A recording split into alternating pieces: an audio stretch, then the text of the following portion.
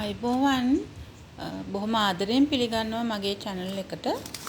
මම මේ සූදානම් වෙන්නේ නෝකෝල් සහ පක්චෝයි බීජ ටිකක් තවාන් කරගන්න මගේ රූප්ටොප් වගාවට එකතු කරගන්න. අපි මුලින්ම පක්චෝයි බීජ ටික තවාන් කරමු. මම මේ මූලික පස් මිශ්‍රණය හදාගෙන තියෙන්නේ මතු පිටපස් කොම්පෝස්ට් සහ වැලි ස්වල්පයක් මිශ්‍ර කරලා. අපි බලමු දැන් මේ පක්චෝයි බීජ මම මේ පැකට් එකේ තියෙන සියලුම බීජ එකවර පාවිච්චි කරන්නේ නැහැ. ටිකක් තමයි සාමාන්‍යයෙන් පැල 20ක් 25ක් විතර හදාගන්න ප්‍රමාණයට තමයි මම බීජ තෝරගන්නේ. මුලින්ම මේ පක්චෝයි බීජ බොහොම කුඩා බීජ, ඒ නිසා ගොඩක් යට වෙන්න හොඳ නැහැ. සාමාන්‍යයෙන් සෙන්ටිමීටරයක් විතර ගැඹුරට මේ විදිහට ලකුණු කරගන්නවා.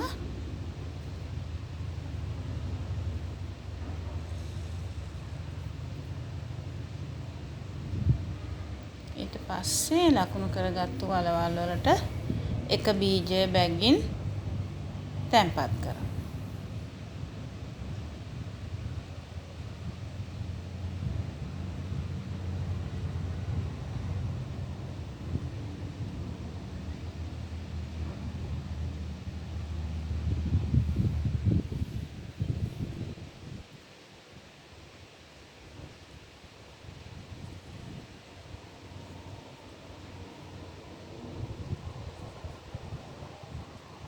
ඊට පස්සේ මේ ඉතුරු වෙච්ච බීජ කීපේ මම මේ වලවල් අතරින් ඉහගත්තා.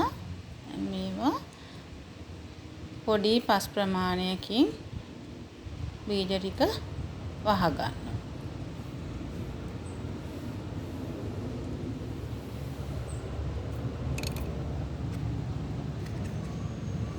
පොඩ්ඩක් තද කරනවා. බීජ ටික අර හොඳින් පස තුල තැම්පත් වෙන්න. ඊට පස්සේ දැන් මේකට මේ බීජ මම මුලින් පෙඟවීමක් කළේ නැහැ. මොකද මේ බීජ අර ට්‍රීටඩ් බීජ ප්‍රතිකාර කරන ලද බීජ. ඒ නිසා ඒවා වතුරේ පෙඟවීමක් අවශ්‍ය වෙන්නේ නැහැ. අපිට කෙලින්ම තවානට දාලා පැලවෙන්න තියන්න පුළුවන්. හොඳින් ජලය යොදනවා බීජ පෙඟෙන විදිහට.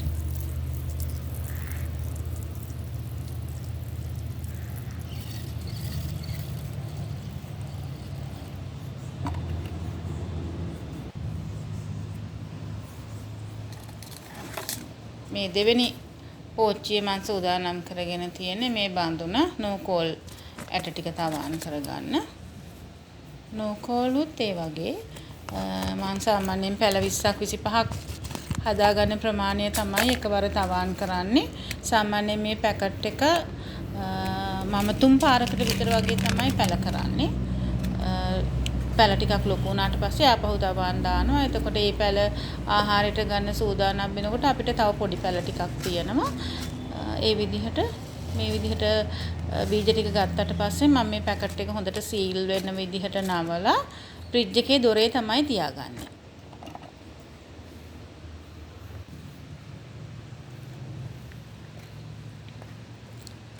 අර විදිහටම සූදානම් කරගත්ත බඳුනේ මේ නෝකෝලුත් ඒ වගේ ඉතා කුඩා බීජ වැඩි යට කරන්නේ නැතුව සෙන්ටිමීටරයකටත් අඩුයි. සෙන්ටිමීටරයකටත් අඩු ප්‍රමාණයට මේ විදිහට කුඩා වලවල් සලකුණු කරගන්නවා. අඟල් එකමාරක විතර පරතරයෙන්.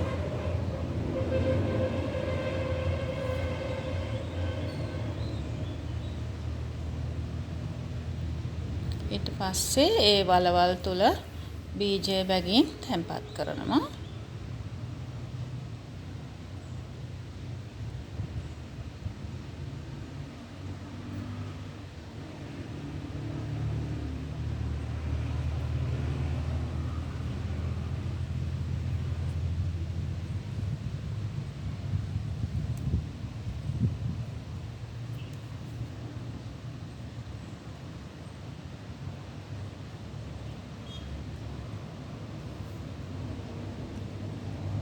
දැන් මේ වලවල් ටික වහ ගන්නවා.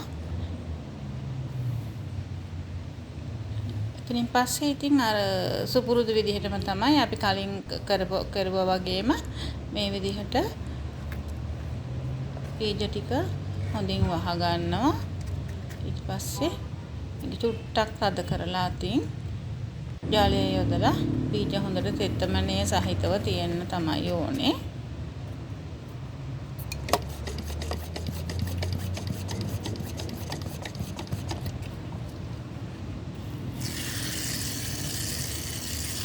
මේ බීජ පැලවෙන්න සාමාන්‍යයෙන් දවස් 2ක් විතර යනකොට මේ බීජ පොළවෙන් මතුවෙනවා. ලා කහ පාටට පොළවෙන් මතුවෙනවා. අපි එතකොට ඒකට සාමාන්‍යයෙන් දවස් 2ක් විතර ගත වෙනවා. ඒ කාලය ඇතුළත අපි මේ බඳුන සෙවන සහිත තැනක කළු පහට පියනකින් වහලා තියෙනවා. දවස් 2කට පස්සේ මේක ඇරියාම අපි දකින්න ගොඩක් වෙලාවට මේ පැල මේ බීජ පොළවෙන් මතු වෙලා තියෙනවා.